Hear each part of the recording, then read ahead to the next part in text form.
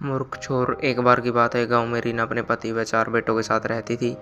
वह अपने परिवार के साथ खूब खुशहाल थी। वह मध्यम आय वाला परिवार था। उनका खर्च पूरा पूरा चलता था। रीना परिवार की कमाई का अधिकांश भाग बच्चों की शिक्षा पर खर्च करती थी। पिता भी बच्चों को खूब प्यार करता था और उन्हें किसी चीज़ से मना नहीं करता था और सब मिलकर रहते थे। एक दिन अचानक रीना का पति बीमार हो गया। डॉक्टरों व वैद्य को दिखाया, परंतु उन्हें उसकी बीमारी का पता नहीं लग सका। कई दिनों तक वह बीमार पड़ा रहा। फिर अचानक उसकी मृत्यु हो गई। रीना जैसे तैसे अपने बेटों को बड़ा करने लगी। वो खुद उनका खर्च उठाती, परंतु जैसे जैसे वे बड़े होते गए उन्हें शहर जाने का भूत सवार होने लगा। वे बोले, चलो शहर चलते हैं। धीरे धीरे वे गांव छोड़कर शहर चले गई। सभी को शहर में ही लड़की पसंद आ गई और वो सब शहर में ही विवाह कर वहीं रहने लगे। रीना बूढ़ी हो चुकी थी, परंतु उसने हिम्मत नहीं आ रही थी। वो अब खुद अपना खर्च चलाती, सिलाई बुनाई का कार्य करके अकेली ही रहती थी और अपने घर का गुजारा चलाती थी।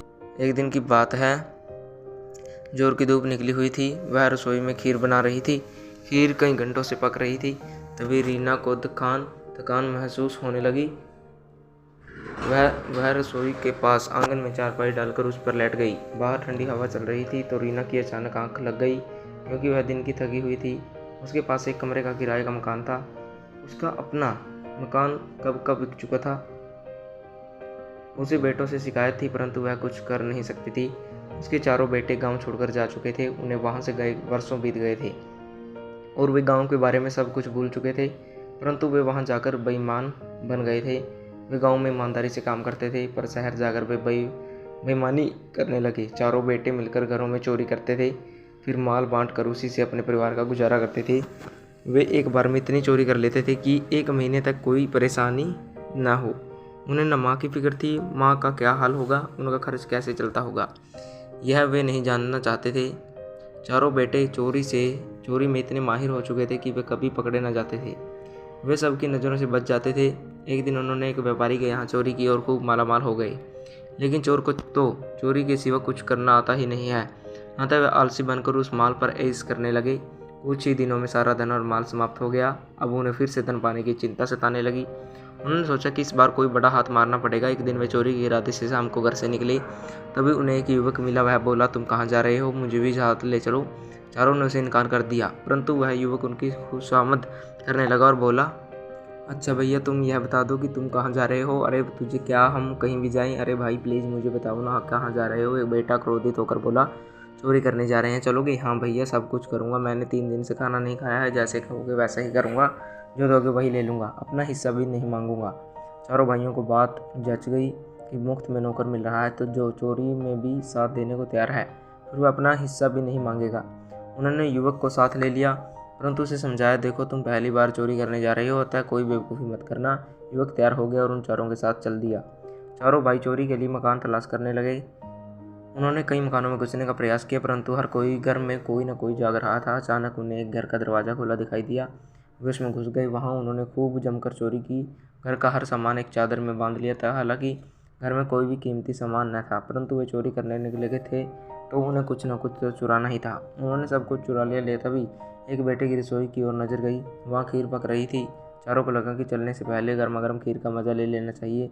उसने सभी को बुलाया, अरे जाओ बैठो, सभी खीर खाते हैं। 5 लोग खीर खाने में व्यस्त थे। तभी उनकी निगाह आंगन में सोई बुढ़िया की ओर गई। चारों बेटे अपनी माँ को पहचान न सके, क्योंकि इतने वर्षों में वह बूढ़ी हो चुकी थी। नया चोर युवक बोला, भैया यह बुढ़िया कैसे हाथ पसारे सो रही है। लगता है कि यह कह रही है कि सारी खीर अकेले खा जाओगे, मुझे नहीं खिलाओगे। दूसरा बोला, हाँ और क्या, यह अपने लिए खीर पका रही है और हमने इसे ख़त्म कर दी तो यह क्या खाएगी। तभी युवक तेजी से उठा और एक चम्मच खीर बुढ़िया के हाथ पर रख दी। गर्म खीर हाथ पर रखते ही बुढ़िया चिल्लाते हुए उठ बैठी। वह चिल्लाई, बचाओ मैं मर गई, अरे जला डाला रे। उसकी आवाज़ सुनकर 5 चोर घर के अलग अलग कोनों में छिप गए। रीना के चिल्लाने से बहुत सारे पड़ोसी दौड़े आए और पूछने लगे कि क्या हुआ। अचानक हाथ पर गर्म खीर रखने से और भीड़ इकट्ठे होने से रीना कुछ समझ ही नहीं सकी कि क्या हुआ। वह नींद में थी। तभी एक पड़ोसी ने पूछा, अम्मा क्या हुआ। रीना बोली, पता नहीं क्या हुआ, मैं तो सो रही थी। यह खीर मेरे हाथ पर कहाँ से आई, ऊपर वाला ही जानता है। सभी चोर अलग अलग कोनों में छिपे बुढ़े की बातें सुन रहे थे और घबरा रहे थे कि वे कहीं पकड़े न जाएं। युवक जो नया चोर था और उसकी पहली बार चोरी करने निकला था, ऊपर छत पर छिपा बैठा था। रीना की बात सुनकर उसे यूं लगा कि बुढ़िया ने उसे देख लिया है, तभी क्या कर रही है कि ऊपर वाला जाने।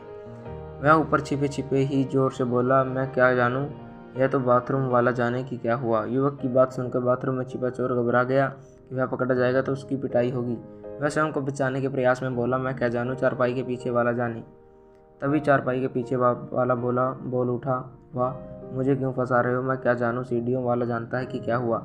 सीढ़ियों वाले ने तुरंत इसी तरह चिल्लाकर कहा, मुझे क्यों फंसाते हो, मैं क्या जानूं कि क्या हुआ, यह तो बिस्तर के पीछे वाला जानता है। सारे पड़ोसी व रीना हैरान थे कि आवाज़ कहाँ से आ रही है।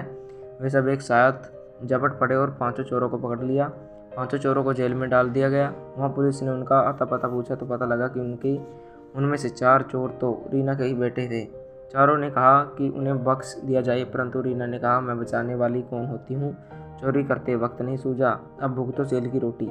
सभी जेल चले जाते हैं। कुछ महीनों बाद वह छूट गए और उन्होंने चोरी करना छोड़ दिया और अपनी माँ के साथ रहने लगे। तो दोस्तों, कैसी लगी आपको ये कहानी, कमेंट करके जरूर बताएं। अगर आप हमारे चैनल पर नए हो तो चैनल को सब्सक्राइब करें, वीडियो को लाइक करें, शेयर करें, कमेंट करें। धन्यवाद दोस्तों।